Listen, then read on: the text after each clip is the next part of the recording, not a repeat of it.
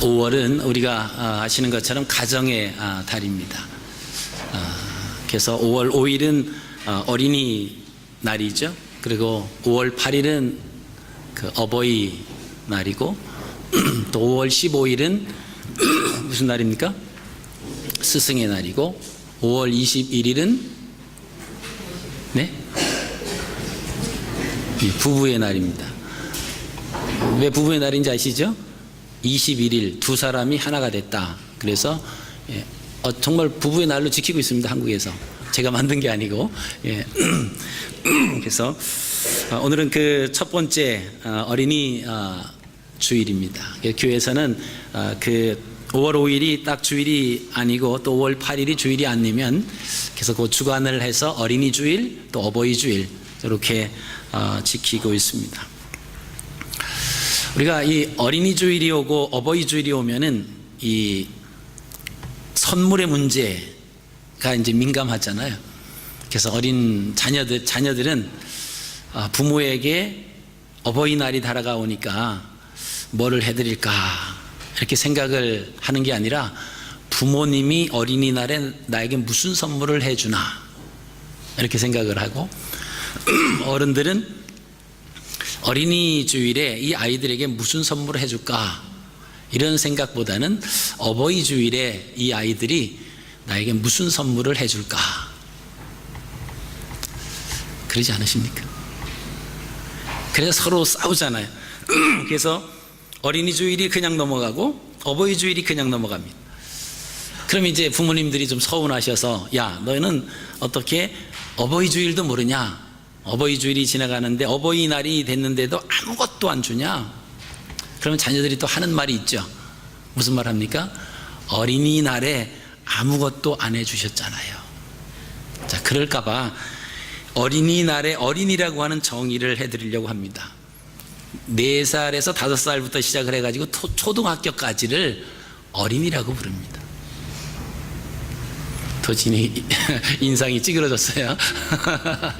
네. 초등학교까지 그게 어린이에요. 자, 어린이날이 되면은 특히 한국에서는 뭐 공원이나 뭐 대공원이나 이런 데 가보면 부모들과 그 어린아이들이 손을 잡고, 물론 한국은 이제 공휴일이 있죠. 열심히 이게 나들이를 하는 그런 모습들을 보게 됩니다. 그래서 부모님 손을 꼭 잡고 막 같이 뛰기도 하고 걷기도 하고 그러면서 신나는 그런 아이들의 모습을 쉽게 봅니다. 그러면서 이제 어디론가 가고 이제 이렇게 움직이는 것을 보죠. 그러다가 이 아이들이 부모의 손을 뿌리치는 경우가 있습니다. 그게 뭐냐 하면 자기를 부르는 소리가 들리는 거예요. 그 놀이기구가 자기를 부르는 겁니다. 그러면 부모의 손을 붙잡고 가던 이 손을 뿌리치고는 그쪽으로 손살같이 이제 달려가죠. 가서 재밌게 놉니다. 근데 거기만 그 놀이기구만 타고 놀면은 상관이 없는데 이 아이가 또 타다 보니까 또 재밌는 게 있으니까 또 다른 데로 옮겨가고 다른 데로 옮겨가고 하면은 부모님이 깜빡하는 사이에 아이를 잃어버리죠. 그래서 부모는 부모대로 자녀를 찾아 다니고 아이는 부모를 이제는 잃고는 울고 있는 그런 아이들을 뭐 대공원이나 이런 놀이공원에 가면은 종종 볼 수가 있습니다. 여러분, 그 아이가 부모의 손을 잡고 갈 때에는 기뻐 뛰며 갔어요. 그리고 근심 걱정 아무것도 없어 보입니다. 근데 자기 혼자 돼서 울고 있는 그 아이는 모든 것에 다 근심과 슬픔과 걱정으로 가득 쌓여서 있는 모습을 우리가 보게 됩니다. 원인은 한 가지예요. 부모의 손을 놓고 자기가 즐겨하는 곳을 향해서 그쪽으로 갔다라고 하는 것입니다. 여러분, 우리가 하나님을 섬기는 하나님의 자녀들도 사실은 동일한 입장에 있습니다. 우리가 하나님 말씀 안에서, 믿음 안에서 그 하나님 그 규례와 법도와 율례 안에서 살아갈 때는 늘 평안하고 기쁜 마음이 있습니다. 근데 그것보다 자기 생각에 눈에 보이는 그 무엇인가가 자기를 부르면 거기에 현혹돼 버리면은 그쪽으로 가는 거죠. 성경은 그것을 가리켜서 세상의 소욕이다, 육신의 소욕이다 이렇게 표현을 합니다. 육신의 소욕, 이 우리를 부를 때, 우리를 유혹하고 미혹할 때 그것이 더 크게 보이면 주님의 손을 뿌리치고 세상으로 간다라고 하는 겁니다. 그러면 길을 잃어버린, 부모를 잃어버린 그 아이처럼 그 사람에게는 슬픔과 근심과 걱정 그리고 염려로 가득 차 있을 수밖에 없다라고 하는 것입니다. 신앙인들은 죄송합니다. 과연 누구의 손을 붙잡고 다녀야 될까 하는 게 오늘의 질문입니다. 나는 누구의 손을 붙잡고 이 세상을 살아가야 될까? 어린아이가 부모님의 손을 붙잡고 꼭 붙잡고 다녔던 것처럼 우리는 예수 그리스도, 그 우리에게 주신 그 말씀의 능력을 꼭 붙잡고 우리가 다닐 때는 우리에게 평안이 있습니다. 그 말씀을 따라가 다녀야 돼요. 말씀을 쫓아다녀야 됩니다. 부모를 따라다니고 부모를 쫓아다니면 근심과 걱정이 없죠. 때가 되면 다 먹을 것을 알아서 주시고, 비가 오면 우산으로 씌워주시고 우비를 입혀주시고 다 우리를 보호해 주시는 부모님처럼 우리가 하나님 말씀 가운데 거해야 된다라고 하는 것입니다. 자, 이런 입장에서 히브리 사람들은 우리가 하나님 말씀을 쫓아가고 따라가는 그 사람을 대표적으로 누구를 꼽느냐라고 하면 아브라함을 꼽습니다. 오늘 우리가 본문 말씀 창세기 12장 4절 말씀을 우리가 읽으셨는데요, 아브라함의 종교적 전통을 계승한 것이 기독교, 유대교, 이슬람교입니다. 그래서 이스라엘이나 팔레스타인이나 아랍권에서는 아브라함의 입지가 대단합니다. 절대적이죠. 그러니까 아브라함의 영향력이 엄청나다라고 하는 것입니다. 이처럼 아브라함의 영향력이 있는 이유가 뭐냐? 그 해답이 오늘 창세기 12장에서 나와 있습니다. 그는 말씀을 따라가는 삶이었다라고 하는 것입니다. 그는 말씀을 붙잡고 가는 삶, 그는 말씀의 인도함을 받는 삶을 살았기 때문에 믿음으로 살아가는 사람들이 아브라함을 향해서 믿음의 조상이다 이렇게 부르기도 하고, 그 아브라함이 미치는 영향이 상당하다라고 하는 것입니다. 오늘 12장 말씀을 보시면 아브라함과 롯은 삼촌과 조카 관계입니다. 근데 서로 대조적인 그런 인물입니다. 두 사람의 그 삶의 특징을 창세기 12장 4절에 잘 나타나 있습니다. 아브라함은 여호와의 말씀을 쫓아갔고 롯도 그와 함께 갔다 이렇게 소개하고 있습니다. 아브라함은 여호와의 말씀을 쫓아가는 삶을 살았는데 이 조카 이 롯은 사람과 환경을 쫓아가는 삶을 살았다라고 하는 것입니다. 그래서 오늘 본문은 사람이 무엇을 따라가느냐에 따라서 인생의 삶이 달라진다라고 하는 것을 우리에게 보여주는 좋은 본보기가 바로 오늘 본문 말씀입니다. 아브라함과 롯은 똑같은 조건입니다. 똑같은 환경, 똑같이 출발을 하였습니다. 그런데 결과는 반대로 나타났습니다.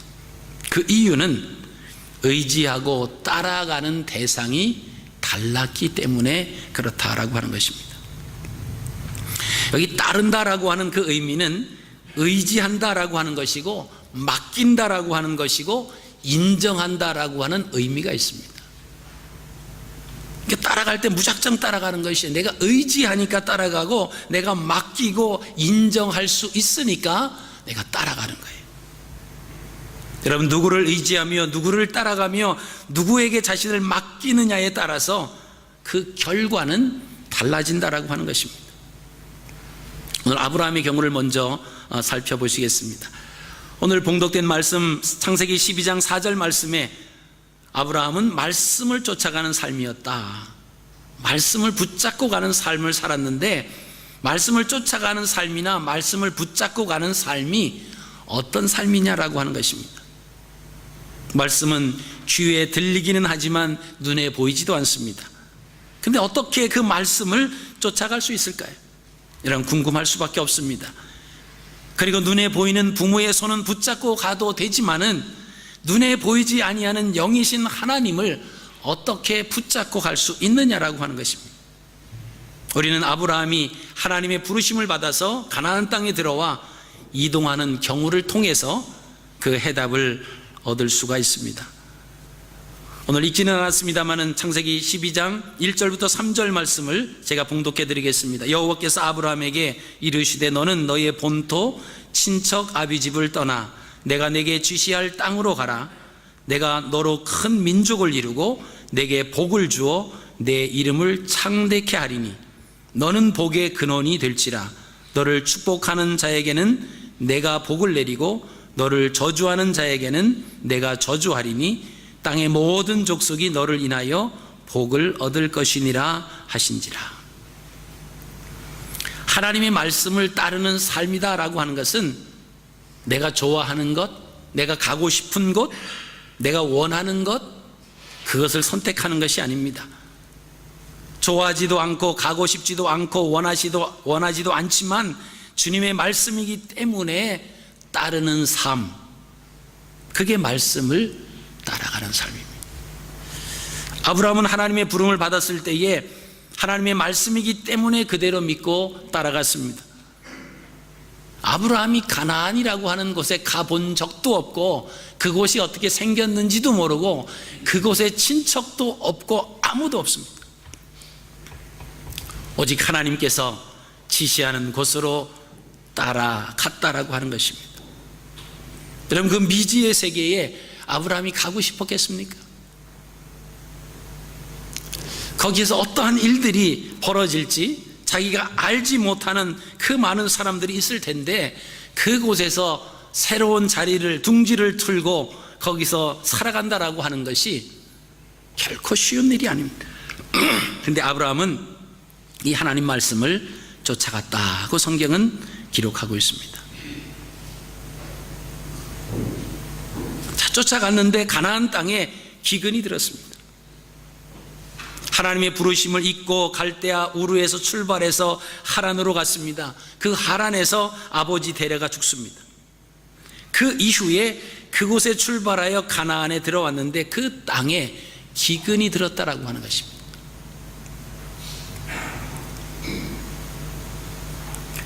자, 여기까지 하나님의 말씀을 창세기 12장 1절에 3절에 있는 그 약속의 말씀, 큰 민족을 만들어 주시겠다라고 하는 그 약속이 전혀 맞지 않죠. 하나님이 지시하는 곳으로 가라. 그래서 그 순종해서 그 말씀을 따라서 그 가나안 땅에 왔으면 그동안 수고했잖아요. 그동안 모든 것을 다 내려놓고 하나님을 쫓아왔지 않습니까? 그리고 그 땅에 왔는데 그 땅이 비옥하고 좋고 이 먹고 사는데 문제가 없는 것이 아니라 기근이 들었다라고 하는 것입니다. 아니, 이런 가운데서 하나님의 약속인 큰 민족을 이룬다라고 하는 것은 불가능하다라고 하는 것이죠.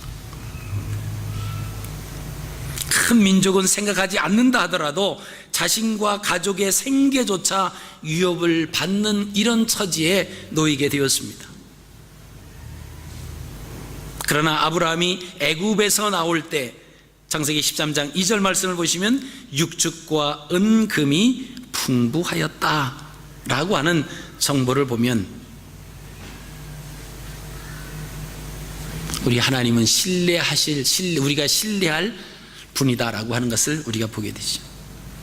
자, 뿐만 아니라 아브라함이 그가 처음 단을 쌓은 곳, 그 베델이죠. 베델로 돌아와서 그곳에서 하나님의 이름을 불렀다라고 하는 그 말씀을 보면 순종하는 자의 삶 속에서 하나님은 개입하시고 하나님은 은혜를 베푸신다라고 하는 것도 우리가 알게 됩니다.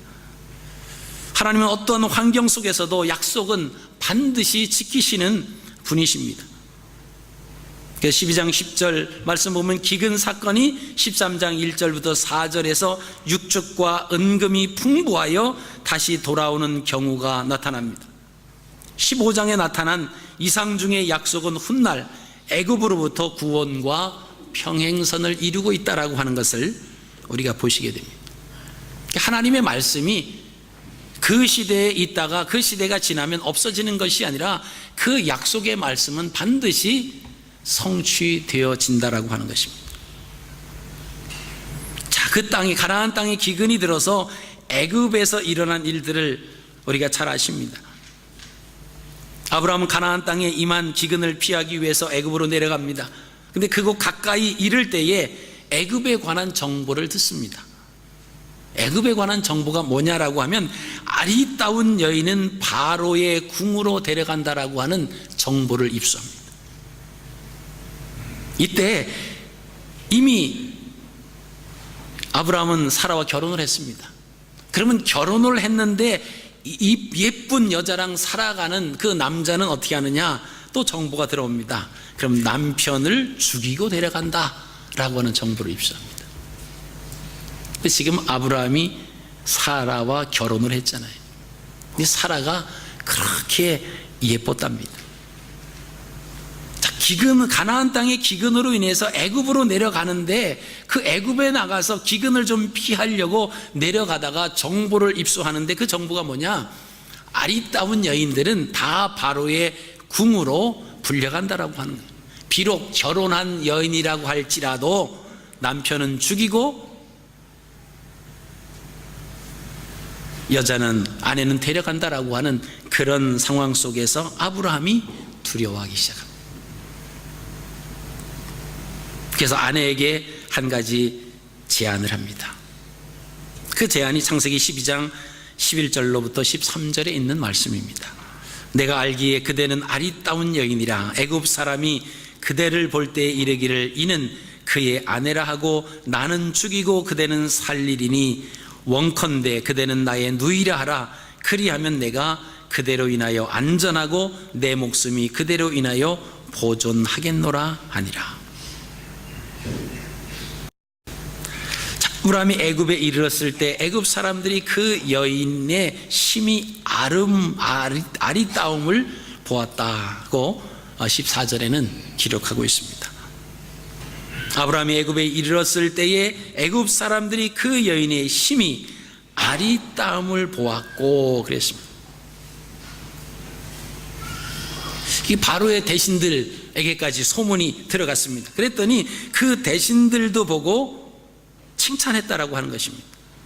그래서 15절 말씀 보면 바로의 대신들도 그를 보고 바로 앞에 칭찬함으로 그 여인을 바로의 궁으로 취하여 드린지라.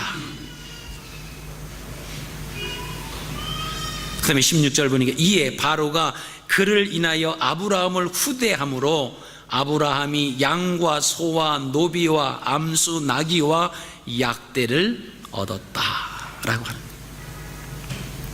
물어봤겠죠.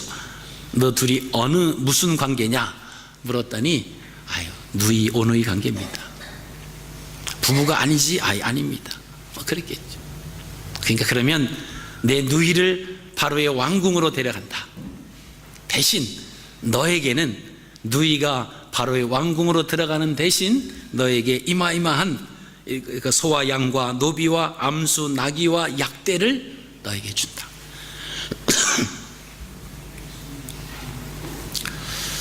그래서 아내를 빼앗겨 버렸습니다. 자, 그런데 17절입니다. 아브라함이 바로에게 양과 소와 노비와 암수 나귀 약대를 얻었지만은 아브라함에게는 이것이 불편합니다. 왜? 자기 아내인데 이제 자기 아내를 빼앗겨 버렸다라고 하는 것입니다. 근데 그 아내를 빼앗겼다라고 하는 것보다 더 큰 문제가 뭐냐면 하나님께서 자기에게 약속해 주신 그 약속이 어떻게 되느냐라고 하는 거예요. 창세기 12장 1절로 3절까지 그때 약속해 주셨던 너로 큰 민족을 이룬다라고 하신 그 약속이 아내가 빼앗겼는데 어떻게 이루어지냐라고 하는 겁니다. 거기까지는 약속을 붙잡고 왔습니다. 그런데 아내를 빼앗겨 버렸어요. 아브라함이 양과 소와 노비와 암수 나귀와 약대를 얻었다고 야 내가 생명도 구했고 이 많은 재물을 얻었다, 야 이제 감사하다 그랬을까요? 아니에요. 죽음 때문에, 그 나라의 위협 때문에, 풍습 때문에 거짓을 했지만은 그러나 아내를 빼앗기고 이 물건을 받기는 원하지 않았습니다. 왜요? 아브라함은 약속을 믿었던 사람이에요. 하나님 말씀을 믿고 따라갔던 사람입니다. 여러분, 아브라함이 힘이 없어 속수무책으로 당하였지만 그냥 있었겠습니까? 빽이 있잖아요. 갈대아 우르에서 하나님을 믿고 하나님을 그 말씀을 따라서 온 그 아브라함은 하나님 앞에 내어 맡겼고 의지하고 신뢰했다라고 하는 것입니다. 그러면 그 상황에서 아브라함이 뭐 했겠습니까?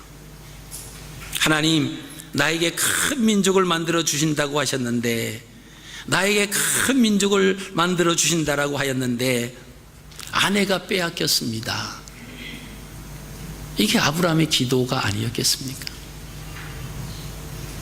하나님, 내게 약속하시기를 갈대아 우르 내 아비 친척 본토 집을 떠나라고 말씀하시면서 그렇게 하면 내가 너로 큰 민족을 이룬다고 말씀해 주셨는데 아내를 빼앗겼습니다. 여러분, 이게 기도, 이게 말씀을 붙잡고 가는 아브라함의 모습입니다.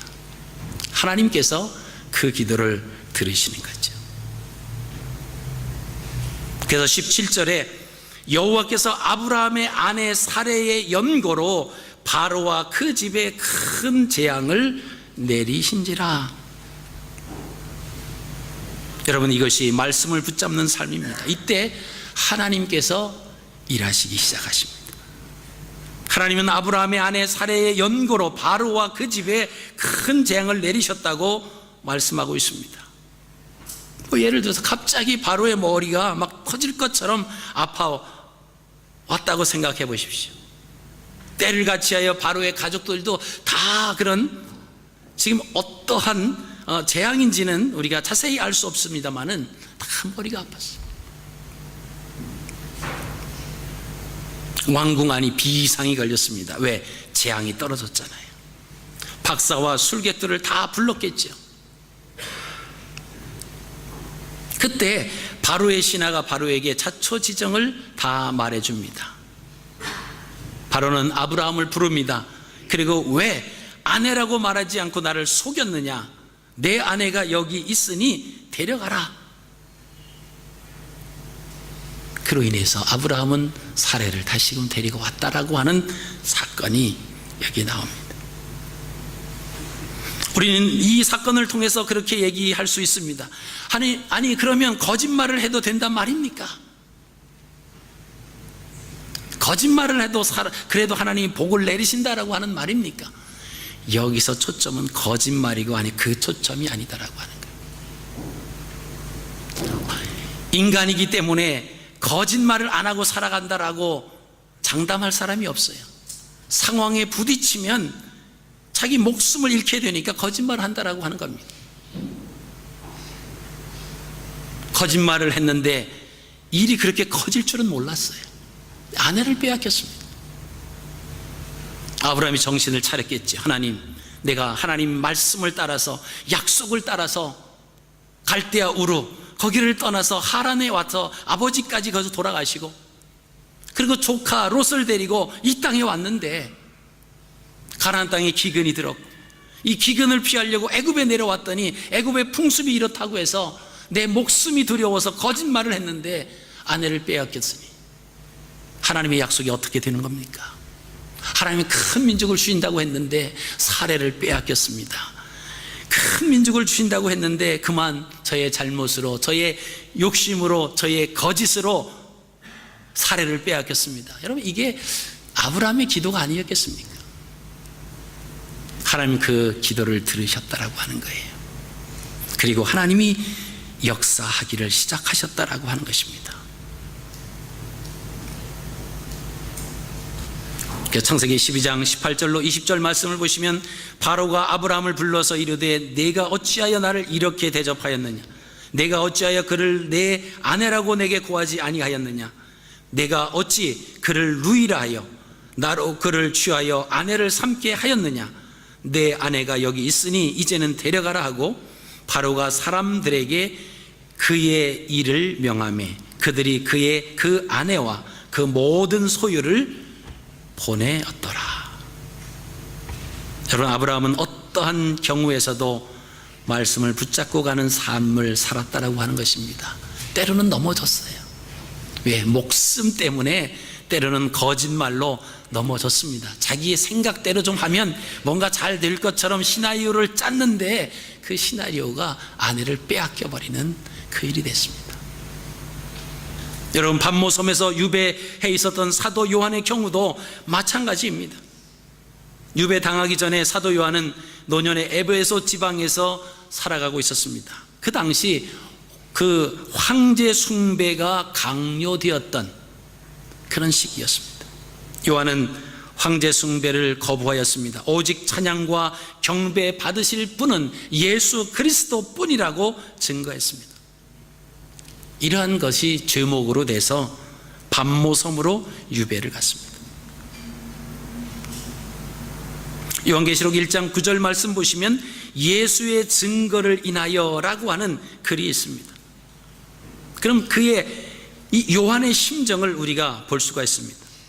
증거, 증명, 증인이라고 하는 단어를 히브리 사람들은 죽은 동사다 이렇게 이야기합니다. 예수의 증거를 인해서 내가 살았다. 예수의 증인으로 살았다. 예수를 증명하기 위해 살았다.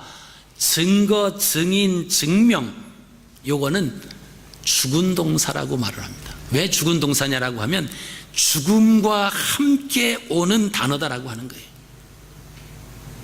내가 예수를 위해서 증거한다라고 하면 목숨을 내걸고 죽음을 각오하고 증거해야 된다라고 하는 의미입니다.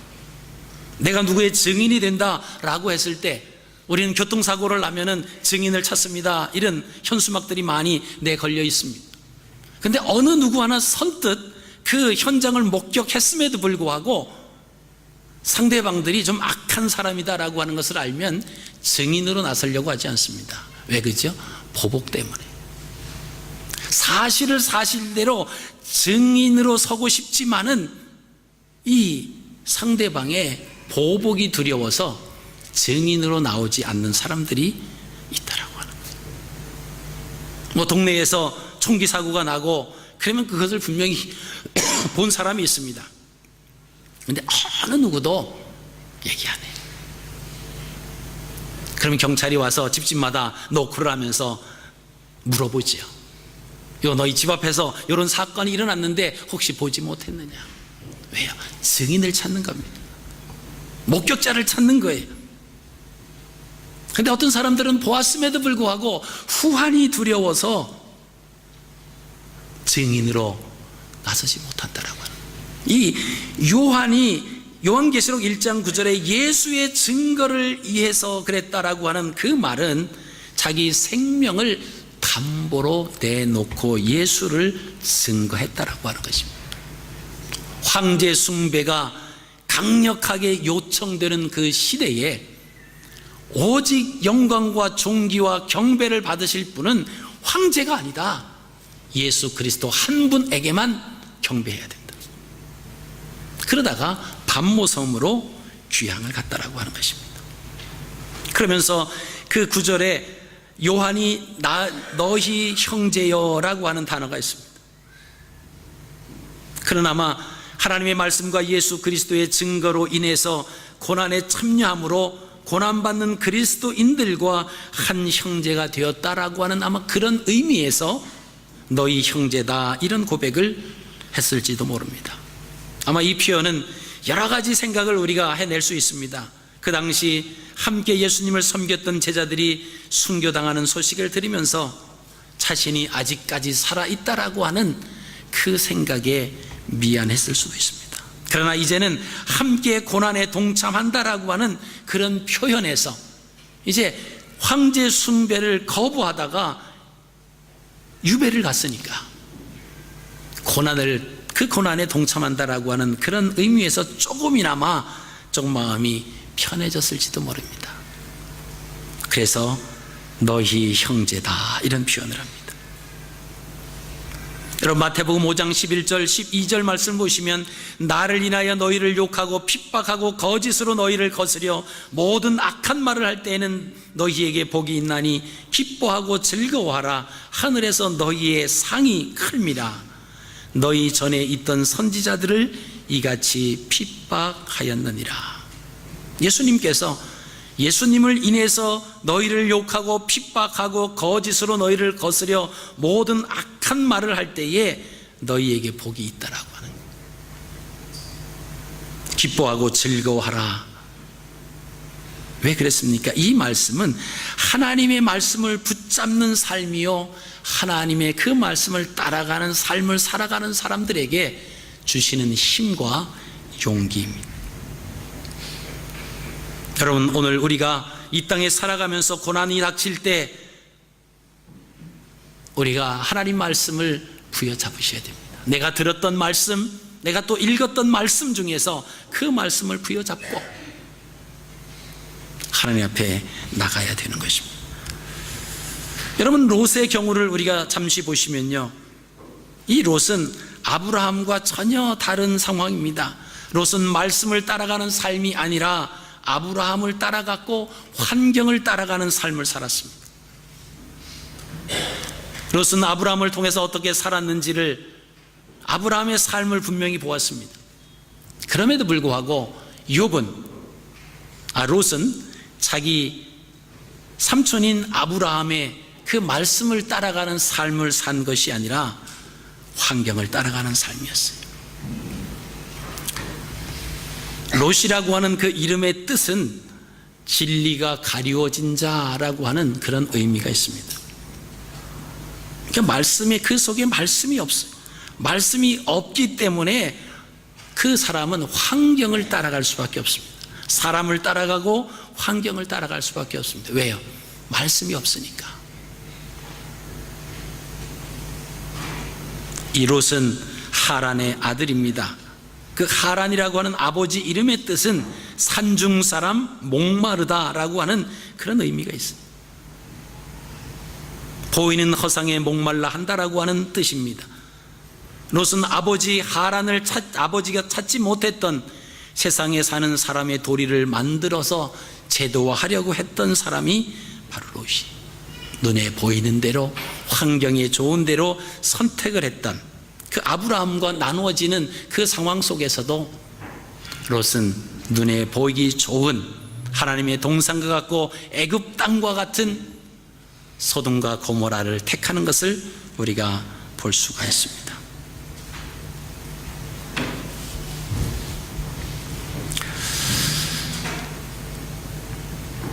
진리가 가려워진 자는 하나님을 의식하지 못하기 때문에 자기 눈에 좋은 것을 선택할 수밖에 없습니다. 그래서 롯은 자기 눈에 좋은 대로 선택한 땅이 바로 창세기 13장 10절에 나오죠. 이에 롯이 눈을 들어 요단들을 바라본즉 소알까지 온 땅에 물이 넉넉하니 여호와께서 소돔과 고모라를 멸하시기 전이었는고로 여호와의 동산 같고 애굽 땅과 같았더라. 롯이 선택한 땅은 소알까지 이르는 지역에 속해 있다 그랬습니다. 롯이 자기 눈에 좋은 곳을 선택한 땅이 훗날 어떻게 되었는가를 미리 알려줍니다. 소돔과 고모라가 멸망당할 때 롯은 소알로 도망을 갑니다. 소알은 롯이 거한 성읍입니다. 소알이다라고 하는 의미는 작다라고 하는 뜻이 있습니다. 이는 인간의 욕심에 비춰진 땅이란 뜻입니다.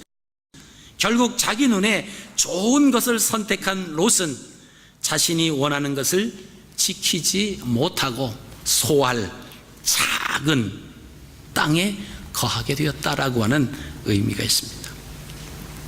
사랑하는 성도 여러분, 오늘 우리는 무엇을 붙잡고 가시겠습니까? 아브라함과 롯의 삶에서 우리의 생각이 어떻게 할까라고 하는 생각하는 바가 클 줄로 압니다. 나의 선택이 인생의 승패를 좌우한다라고 하는 것을 우리가 압니다. 내가 무엇을 붙잡고 따라가느냐, 무엇을 선택하면서 가느냐라고 하는 것, 내가 하나님의 일하심을 경험할 수 있느냐, 그렇지 못하느냐라고 하는 것이죠. 선택은 우리가 할 수 있습니다. 그러나 그 선택에 대한 결과는 그 역시 우리가 책임을 져야 된다라고 하는 것입니다. 2015년 어린이 주일을 맞이하면서 다시 한번 어린이들의 삶을 생각해 보면서, 어린아이가 부모님의 손을 붙잡고 갈 때에는 마냥 기쁘고 마냥 행복하고 근심 걱정이 하나도 없는데, 부모의 손을 빠져나가는 순간부터 근심이요, 걱정이요, 염려요, 결국에는 부모를 잃은 울음으로 가게 된다라고 하는 사실입니다. 이런 믿음의 사람, 하나님의 백성들도 똑같습니다. 하나님의 말씀을 부여잡고 가는 순간 우리는 그 기쁨 속에서, 감격 속에서 우리가 우리의 주어진 삶을 살아가실 수가 있습니다. 그러나 우리의 눈에 보이는 대로 좋은 곳, 우리의 생각에 좋은 곳으로, 그것은 우리 안에 말씀이 없을 때 우리의 눈에 보기 좋은 대로 따라갈 수밖에 없다라고 하는 것입니다. 우리가 우리의 자녀들을 주님의 손에 꼭 붙잡혀서 그들의 삶을 살아갈 수 있도록 믿음으로 자녀들을 양육하시기를 바랍니다. 그리고 부모된 우리가 하나님 말씀을 부여잡고 그 능력의 손에 이끌려 살아가는 모습으로 우리의 자녀들에게 교육시키는 그러한 부모님들이 되어서 믿음의 유산이 아름답게 전달되는, 그래서 하나님 앞에 대를 이어서 영광을 돌리는 그런 복된 가정을 이루시기를 주님의 이름으로 축복합니다. 전능하신 아버지 하나님,